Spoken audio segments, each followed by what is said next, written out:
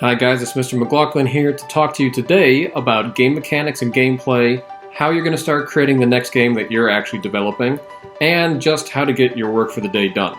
I think this is going to be a really fun topic and video, so let's dive in. So what is a game mechanic? Simply put, it's the game allowing you to do something. Moving, jumping, and shooting are some of the most common mechanics. Keep in mind this isn't unique to video games. In chess, the way that a pawn moves differently than a queen is a mechanic. Card games are full of mechanics also. One of the most common mistakes people make is confusing game mechanics with gameplay. It's a pretty easy mistake to make because really a mechanic is a single way of interacting with the game, and putting all the mechanics together is what creates gameplay. So now let's take a look at one specific game mechanic and break down how it interacts with other mechanics to become gameplay. So the mechanic here is a weapon. Many games have weapons, but their gameplay can be very different. For example, in Counter-Strike, every player has a weapon and a very limited health pool, leading to quick, frenetic matches. This is in stark contrast to a game like Doom, where the player has lots of health and armor, and can use the weapon to plow through tons of enemies. Then compare that to Dark Souls, where again you have a weapon, but most of your enemies are so dangerous that you have to be very careful about when and how you even choose to use that weapon. So hopefully now you're a little more confident in your understanding of a game mechanic and how it can become gameplay. Now the weapon example is just that, an example, because we're going to be focusing on creating first-person adventure games, most of which won't require or have weapons in them. So the reading, gameplay, and journal entries that you're going to be completing today are going to help you understand how Unity works and how you're going to start planning for your own adventure game that will be created in Unity. Since Schoology is still very new for all of us, I'm going to take a little extra time today to walk you through exactly how we're going to get everything done. Okay guys, I just want to walk you through what we're going to be doing today.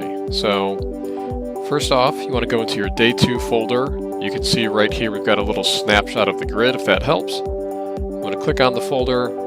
We've really got two things you need to do. I'm going to click on the first one up here, the basics. So we've got some reading, some gameplay, and then to get your grade, you need to leave a comment at the end. So once you read through this, you'll stop a little ways down and take a break from reading to click on this link here to test play this malaria prevention game. It'll take a moment to load, but if you wait, it should get there. Once you've taken a little bit of time to play through this game, now you've got a time limit at the top left. You've got a score.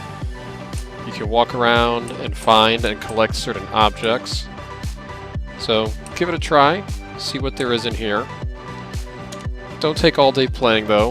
We're going to go back to our reading, complete that. I'm going to talk a little bit about coding languages, and then down to how you get your first half of your grade for the day is to answer this journal entry.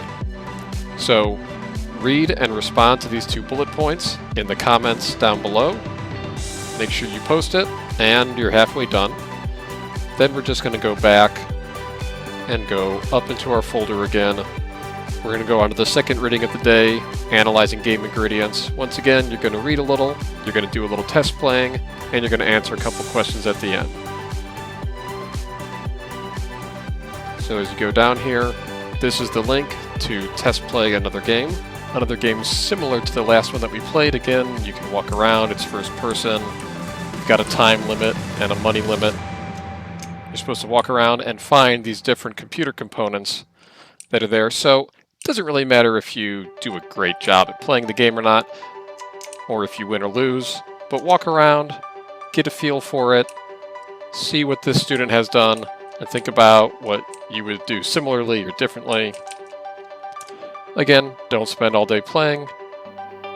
We do need to go back to our reading, complete that, work your way through.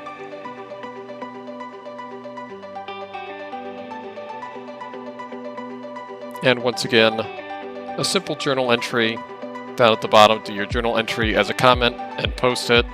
And once you've completed both journal entries, then you're good for today, and that'll get you your grade. So have some fun with it, and we'll be developing in Unity before you know it.